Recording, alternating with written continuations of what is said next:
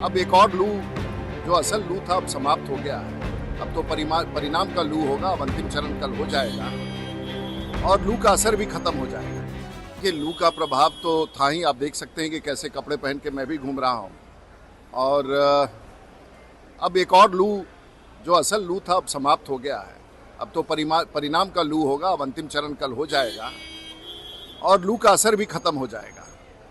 और एक बार Bharatiya Janata party NDA alliance Bihar में 40 सीटों पर स्वीप करेगी और देश में नरेंद्र मोदी का सरकार बनेगा। लेकिन कन्याकुमारी प्रधानमंत्री जा रहे हैं तो तेजस्वी यादव ने कहा है कि रील्स बनाने के लिए जा रहे हैं, शूटिंग करने जा रहे हैं। भाई आस्था तो इन लोगों का पहले भी खत्म हो गया है। अब कन्याकुमारी पहुंचने का मतलब ही है कि हम रामेश्वरम पहुंच रहे हैं। तो जब जिस पॉलिटिकल पार्टी का जिन नेताओं का आस्था ही समाप्त हो गया हो, जिनका राम पर ही भरोसा ना हो, उनके टिप्पणी पर क्या टिप्पणी करना। लालू प्रसाद यादव की बेटी है रोहिणी आचार्य, वो इल्जाम लगा रही है आप लोग पे और कह रही है कि हमें कुछ भी हुआ तो राजीव प्रताप रूडी दोषी होंगे, बीजेपी दोषी होंगे। देखिए, चुनाव आयोग सबका ख्याल करता है और चुनाव आयोग के निर्देश पर कई सारे मुकदमे दर्ज हुए हैं। तो मुझे विश्वास है कि उन मुकदमों पर न्याय होगा, ऐसा हमारा मानना है।